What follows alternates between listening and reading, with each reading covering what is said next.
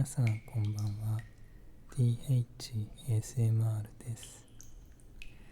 今回は心の中に湧き上がる不安やモヤモヤといったネガティブな感情にお名前をつけて心を落ち着ける方法、感情のラベリングを一緒に行っていきましょう。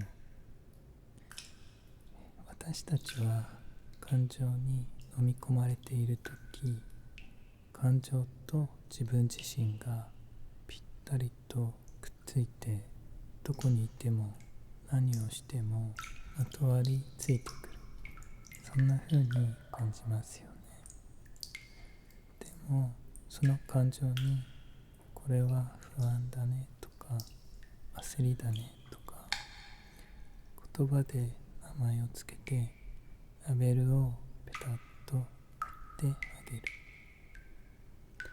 そうすることで感情的な自分を外側から客観的に見ている感覚になり、心と感情の間に少し隙間が生まれます。そしてそのラベルを貼った感情の置き場をどこかちょうどいい距離の場所にイメージしてあげる。こうすることで感情と適度な距離が取れて心を落ち着かせることができるようになる。これが感情のラベリングです。では早速と言いたいところですが、でもネガティブな感情に名前をつけるということは、ネガティブな感情に触れないといけないですよね。ちょっと心配ですよね。ですので今回はそれを安全に行うため、手順を増やしてじっくりとやっていきます。それでは今回の最初のステップは、あなたの周りの安全を感じられるもの、心地よい感覚を見つけ、それを感じている体の感覚に気づくということを行います。これは荒波のようなネガティブな感覚に触れたときに心が流されてしまわないようにつなぎ止めておくアンカーの役割を果たします。では早速、今あなたの周りにどんな心地よいものがあるか探してみてください。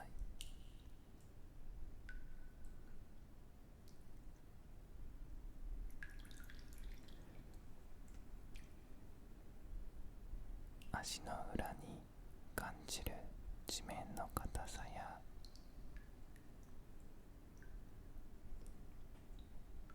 頬を撫でる風、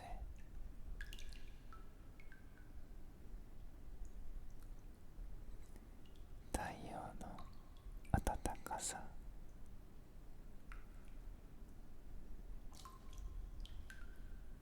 何か触れてみてもいいですよ。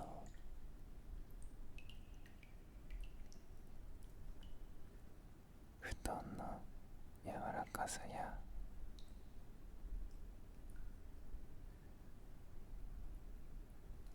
もふもふしている人形、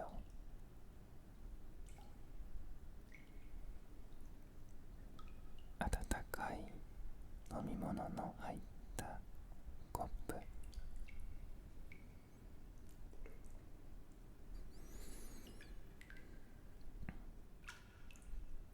そこから一つ選んで意識を向けてください。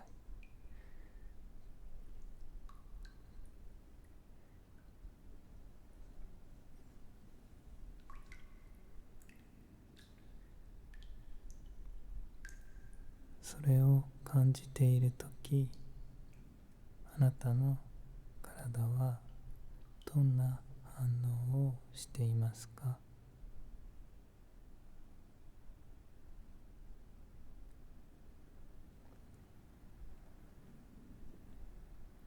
目元や口元が緩んでませんか？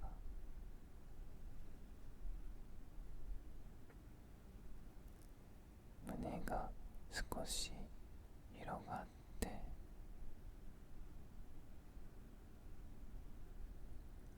お腹のあたりがじんわりと温かく、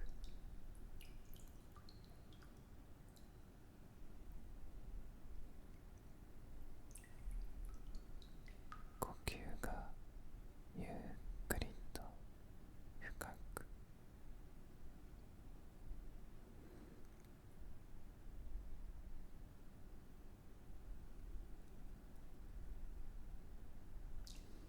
意識が沈み込む。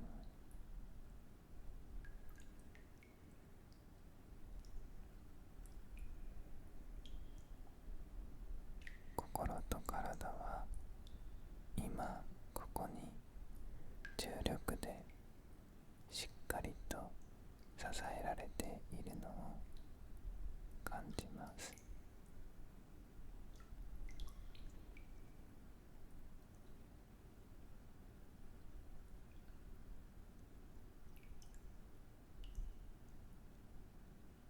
体の感覚をじっくり味わってください。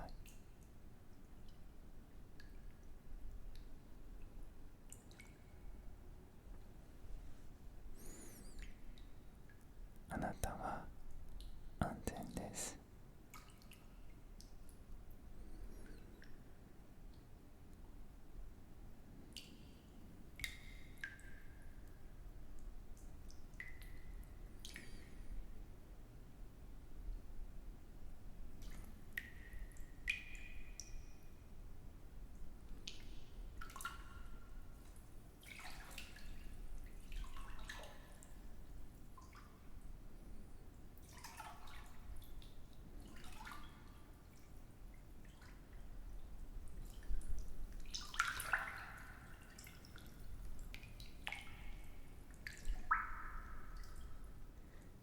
はい、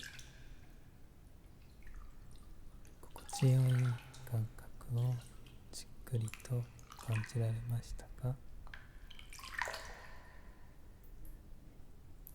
今の感覚はとても大事です。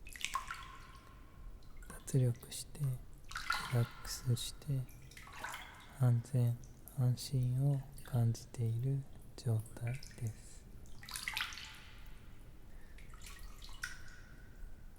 では次のステップに進みましょう。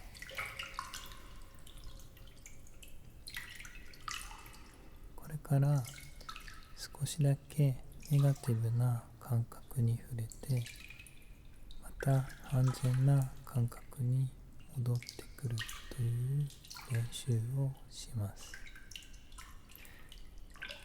少し緊張してませんか？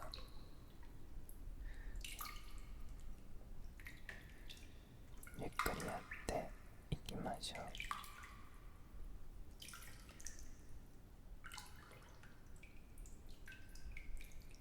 では鼻から息を吸って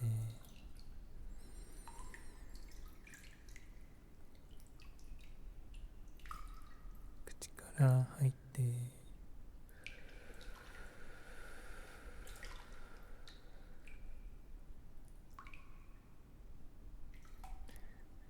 では今から最近あった少しだけ心がざわざわした、もやもやした出来事を一枚の写真のように思い浮かべてみてください。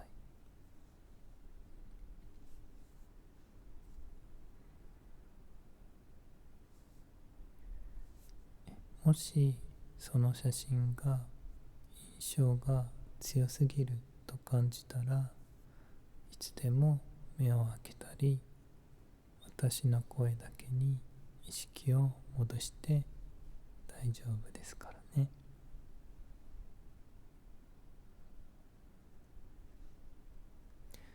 では今あなたの体がどんな反応をしているか探ってみましょう。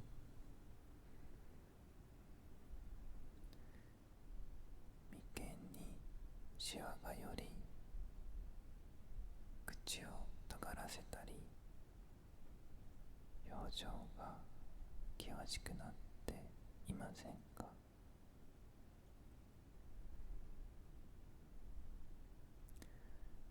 息苦しくなったり、喉がつっかえたりしてないですか？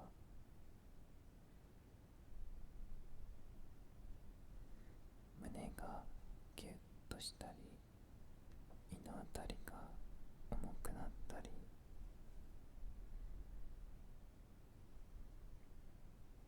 顔や体がほてったり、寒気を感じたりはしていませんか？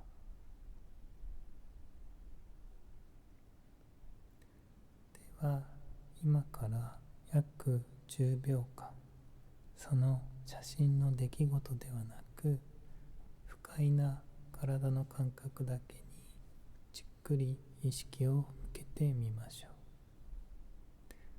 それでは数えますね。10、9、8、7、6、5、4、3、2、1、0。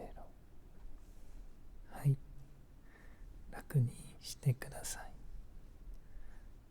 辛くなかったですか？よく頑張りましたね。それでは一緒にさっき感じた心地よい感覚へ戻りましょう。息を吸って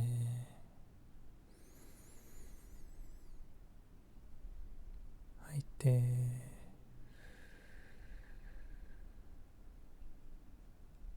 吸って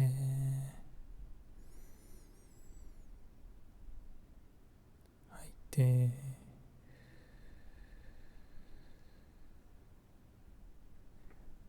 あなたは大丈夫。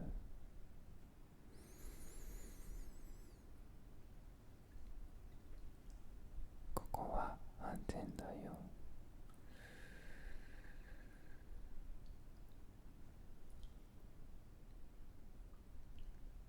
思い出して、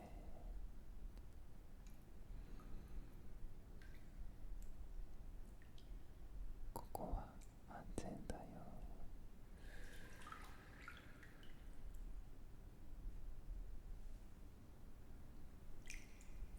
吸って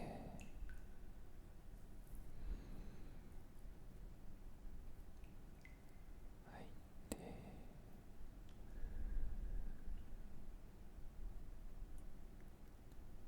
心地よい体の感覚を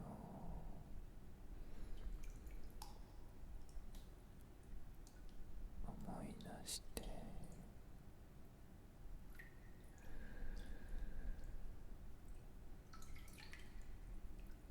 目元や口元が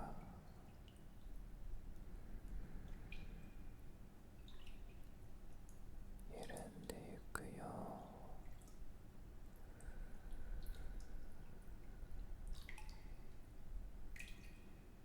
胸が少し広がって、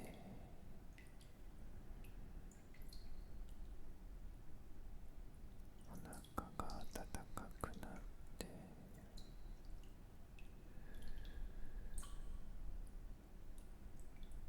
体が今ここに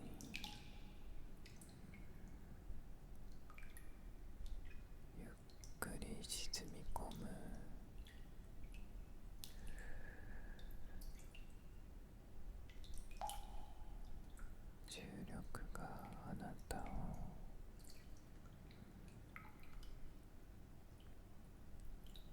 支えてるよ。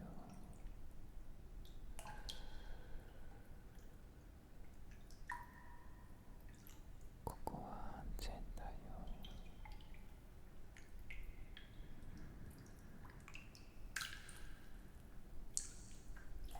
大丈夫だよ。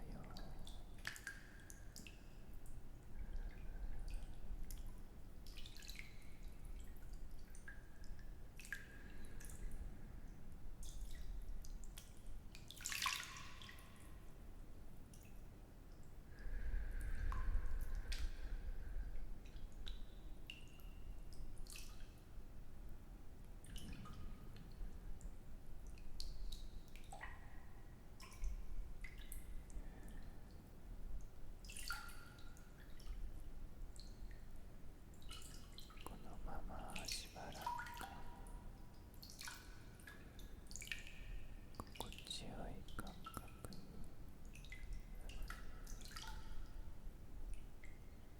委ねて、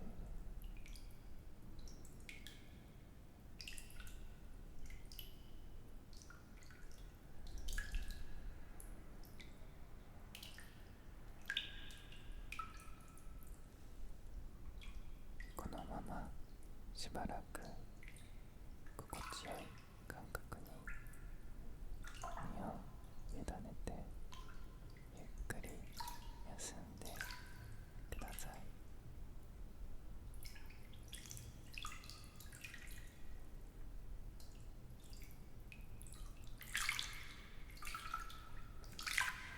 それでは休んでいる間に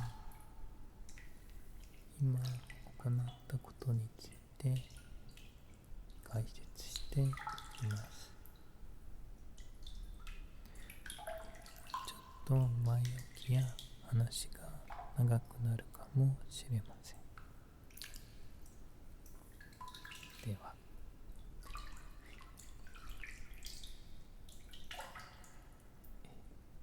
私たちが感情を強く感じるとき、脳の扁桃体が活発になっているとよく言いますね。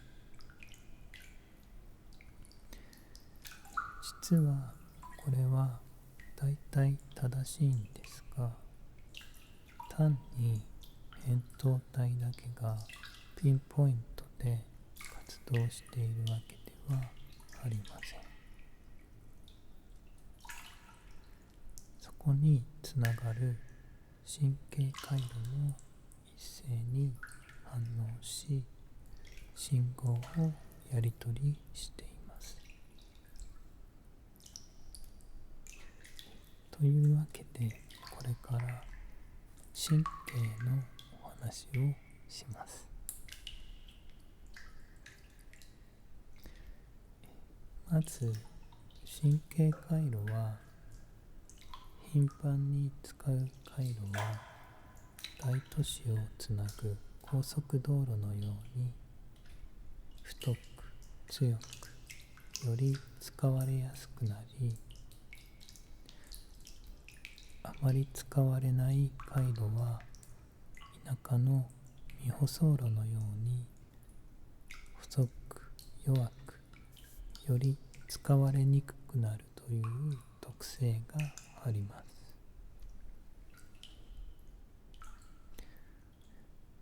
私のようにトラウマや不安を抱えている人は、過去の出来事などから普通の人より日常は危険ということを過剰に学習し、生存本能に関わる神経回路が日々太く強く必要以上に強化されて生きてきました。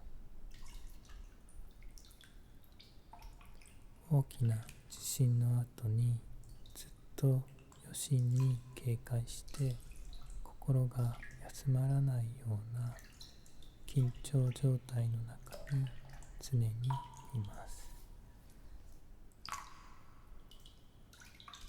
小さな刺激や物音、他人の表情などにとても敏感になり、何かあるたびに警報という信号が大量に回路を流れ、不安などのネガティブな感情を大きく感じます。これは女性特有の揺らぎやすい周期の中にいるときや、生まれつき繊細な HSP さんなども基本的には同じです。ただ、私たちはこういった神経回路を経験や学習で再構築することが可能です。これを専門的には神経可塑性、脳の可塑性とも言われますが、そう呼ばれる脳の仕組みを利用して行います。この神経可塑性の身近な例では、脳や体のリハビリ、病気や怪我などで神経を損傷し、しびれや麻痺が出たとしても、リハビリで新しい動きを繰り返し反復することで、脳は神経の新しいルートを再構築し、体の機能を回復させていきます。また、楽器演奏もそうです。私はギターなどを弾きますが、これも練習で手や指の神経を刺激し、休息を取る。これを繰り返すうちに、素早い動きや強弱をコントロールする神経回路が徐々に構築され、上達していきます。そして実はこれらと同じことが私たちの心でも可能です。その方法の一つが、先ほど行ったほんの少し不快な感覚に触れ、そしてすぐに心地よい安全な感覚に戻り休むというやり方です。これはトラウマ治療におけるソマティックエクスペリエンシングのペンチュレーションという手法の応用になります。このトレーニングのポイントは、不快な記憶自体ではなく、その時体に現れている不快な感覚に意識を向けること。だいたい10秒感じて、心地よい安全な感覚に戻り、だいたい2分以上、それをじっくりと感じて、しっかり休むこと。不快は短く、心地よさはたっぷりと。そしてこれを繰り返すことで、不安やネガティブな感情を落ち着かせる神経回路が徐々に太く強く再構築されていきます。一方で、必要以上に不安などを感じる強化されすぎてしまった神経回路が使われる頻度が減っていき、不安などに強い心へとなっていきます。というお話でした。少し難しいお話だったかもしれませんが、私たちの心はいつからでもいつでも立て直せるというとても希望のあるお話でもあります。もし気になる方はぜひ調べてみてくださいね。仕組みがわかると少しだけ安心して取り組めるようになるはずです。それではもう一度トレーニングをやってみましょ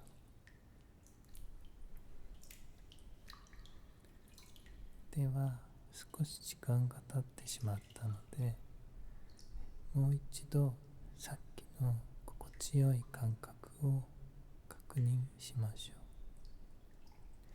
同じもので良いです。感じてください。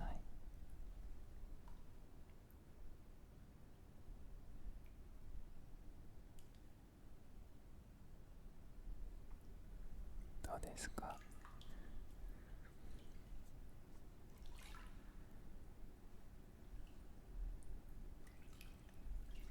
さっきの体が沈み込む感覚を思い出せましたか？はい。では先ほどと同じ最近あった少しだけ心がざわざわした出来事を一枚の写真のように思い浮かべてみてください。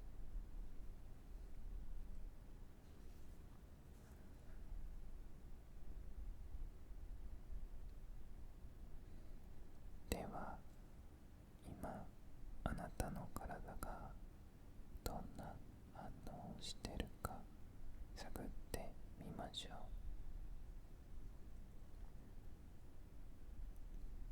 歯を食いしばったり、目を強くギュッとしたりしていませんか？首や肩に痛みは感じてないですか？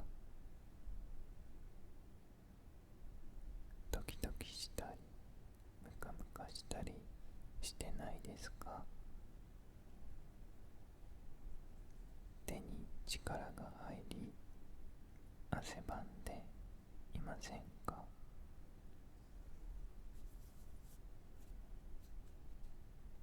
今から10秒、その不快な体の感覚だけにじっくり意識を向けてみましょう。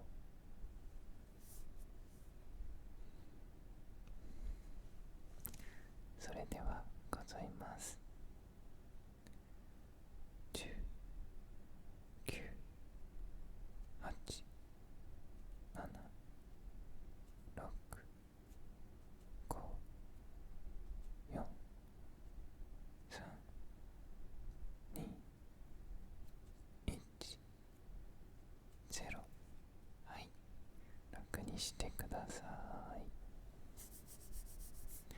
い。よく頑張りましたね。心地よい感覚へ意識を戻していきましょう。息を吸って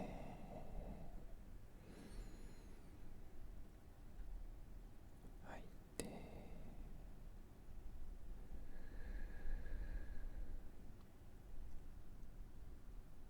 息を吸って吐いて、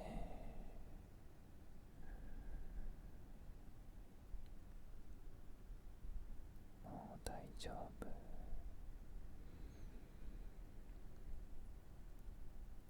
ここは安全だよ。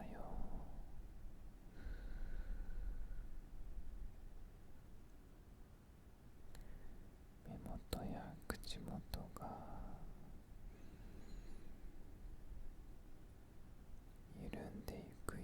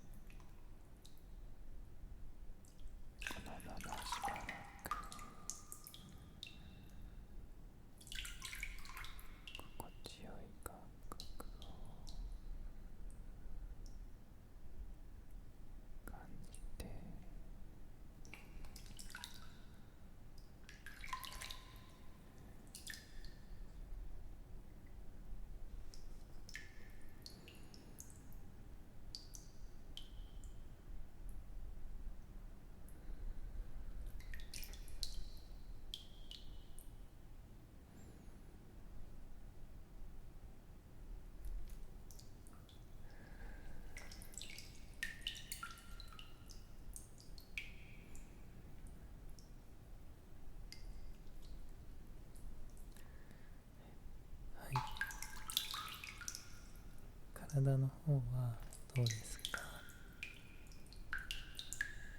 ぼーっとしていたり、疲れが出てはいませんか？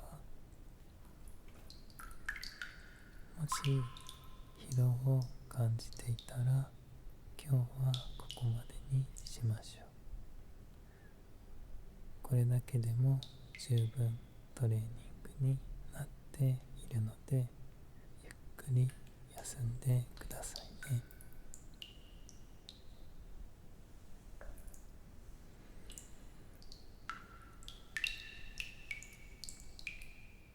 おやすみなさい。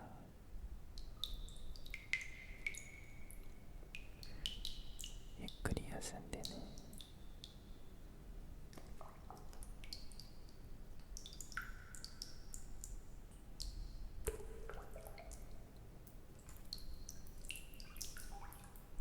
はい、それでは次はいよいよ感情のラベリングをやっていきましょう。始める前にお名前の付け方のお話をします。ポイントは、感情を自分の一部ではなく、外からやってきたお客さんのように呼んであげると良いです。胸の不安や緊張な気持ちを、もやっとさん、ばっくんがやってきたと呼んでみたり、イライラや苦悩を、おこっちやピリッピ、しかめっつが現れたなとキャラクター風にしてみたり、嫉妬や妬みだと、嫉妬とか妬みとか、ぴったりの名前が見つからないときは、体の感覚と何か物体を組み合わせて言葉にしてみましょう。胸の中のザラザラした砂とか、喉に刺さったトゲトゲのウニとか、お腹に沈んだ冷たい石とか、頭を覆う真っ黒な煙とか、そんな風に完璧じゃなくても大丈夫なので、その感じに近いなと思うものを選んでみてください。大切なのは、その感覚があるなと一歩引いて眺めてあげること。そしてその名前の書いたラベルをペタッと貼ってあげるようなイメージです。それではいよいよやっていきましょうか。また先ほどのトレーニングから気楽にやってみましょう。それでは息を吸って、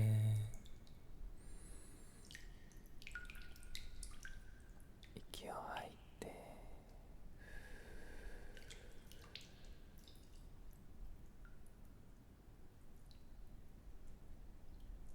もう一度心地よい感覚を確認しましょう。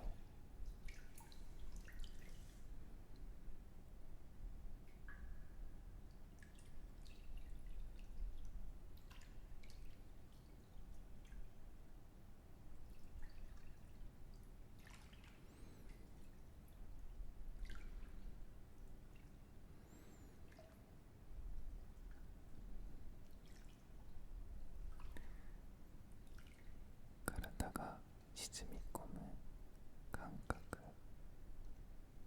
思い出せましたか？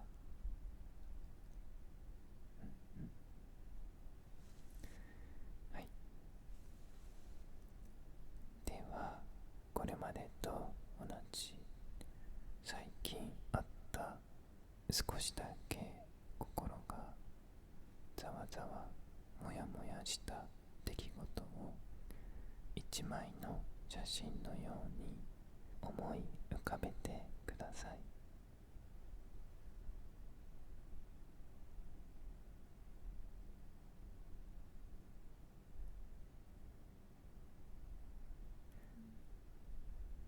それでは今一度あなたの体がどんな反応をしているか探ってみましょう。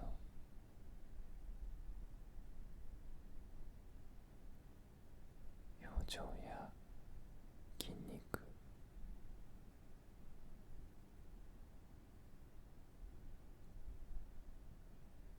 喉の詰まり、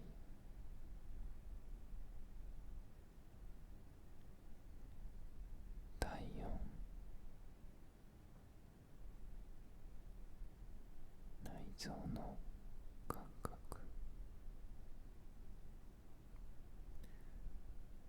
では今から10秒間その不快な体の感覚だけにじっくり意識を向けてみましょう。10、9、8、7、6、5、4、3、2、1、0。はい、楽にしてくださ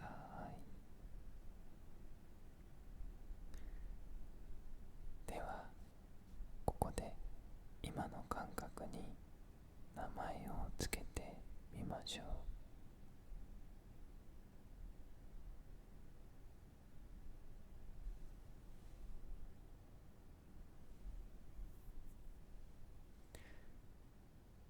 よかったら私にもその名前を教えてください。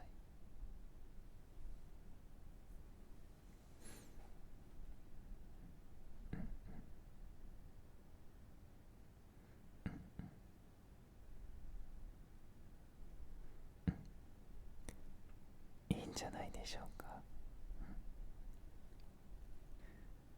そのまま一緒に安全な場所へ戻りましょう。息を吸って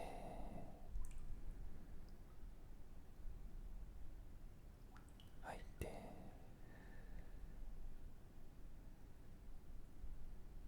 ここは安全だよ。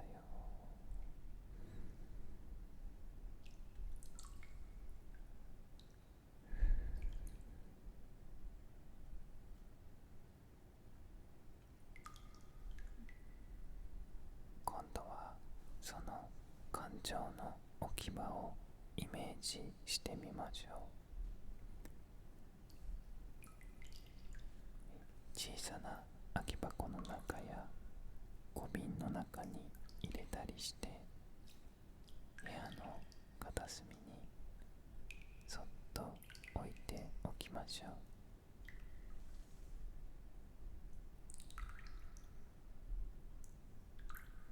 でも無理に消そうと追い出そうとはしなくて大丈夫です。無理に消そうとすると感情も抵抗します。そこにエネルギーを使うとあなた自身がひどく疲れてしまいますから、そこにいてもいいよと優しい気持ちで居場所を作ってあげましょう。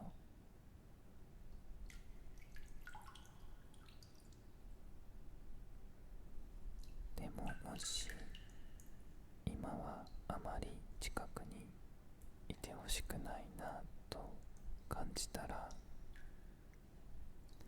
遠くを流れる雲やゆったり流れる川の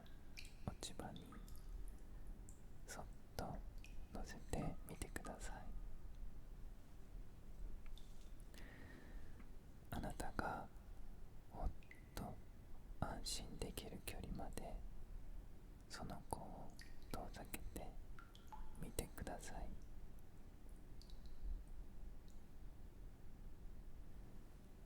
通り過ぎてゆく車の屋根に乗せて見送ってあげてもいいですよ。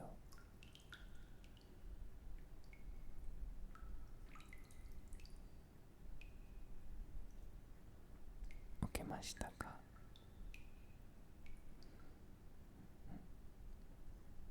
隙間ができて心が少し軽くなりましたね。ではゆっくりとまた心地よさに戻りましょう。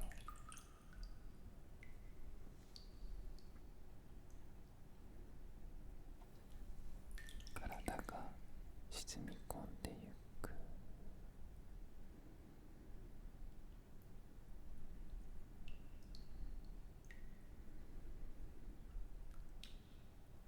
心と体が重力にしっかりと支えられています。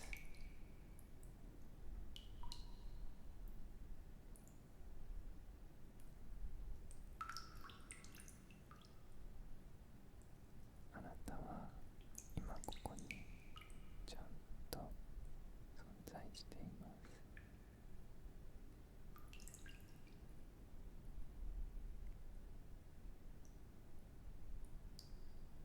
ここは安全だよ。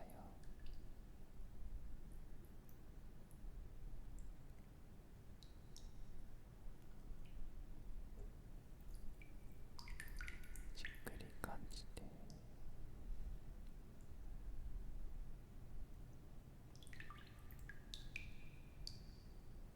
息を吸って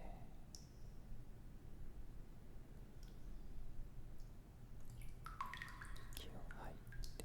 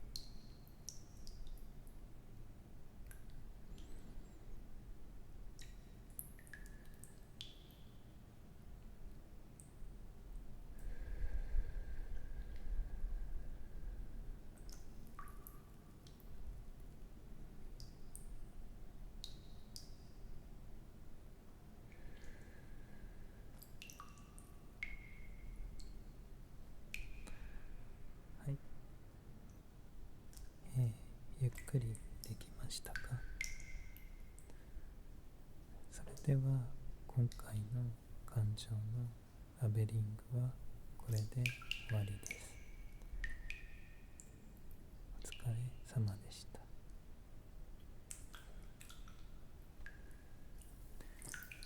早速やってみてどうでしたでしょうか？私の感覚だとラベリング自体は意外とすぐできて効果が感じられるのも早かったです。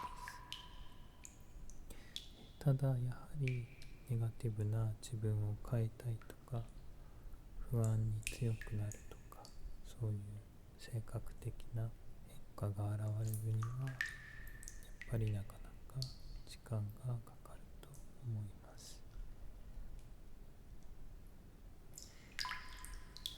神経可塑性というのは成長曲線が右肩上がりではなく階段状と言われています。回路が作られてはいても結果に現れない長い停滞期があり、揺り戻しと言われる今まで通りの古い回路を使おうとする性質、恒常性と言いますが、それがあり、せっかく新しい回路を使い始めても長く中断してしまったりすると、また以前の古い回路に戻ってしまって悪化したように感じられることもあります。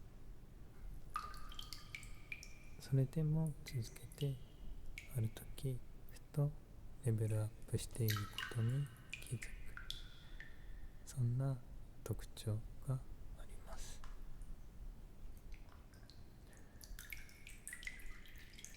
自分も心や体のリハビリ、楽器の練習を長くやってきて、そういう面はよく感じます。数年前に弾けないと思ってた曲が続けていくことでいつの間に弾けるようになってたり、体のことも、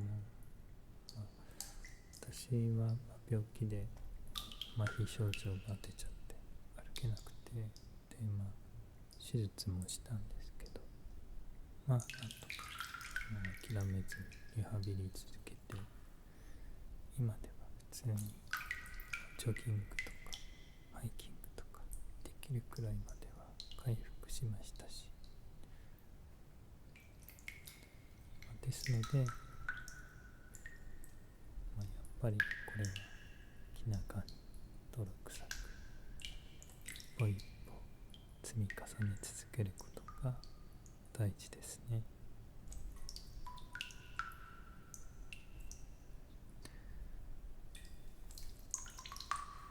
でもそれがね、難しい時もありますよね。やっぱり自分もですけど、ネガティブな自分を変えたくて、一つ一つ一歩一歩頑張ろうと思って、あれもこれも頑張りすぎちゃったり、丁寧にやりすぎちゃったり、でも実際エネルギーも時間も足りなくて、なんかうまくやりくりできなくていっぱいいっぱいになっちゃって、やり方が間違ってるんじゃないかとかブレますし、同じ失敗繰り返しちゃうと、苛立ったり落ち込んだりもしますよね。でもそういうものなのかなと思いますね。頑張りすぎてしまったり、全部はできないこと、完璧にはできないこと、だんだん自分の限界が分かってきて、でも諦めたわけじゃなくて、一度そこまでできたことはまた何度だってできるから、いつだって挑戦はできるから、それを心のどこかに留めておけばそれでいいのかなと私は思います。だから焦らなくても大丈夫。そのままでもね、素敵なところはたくさんあります。ゆっくり一緒に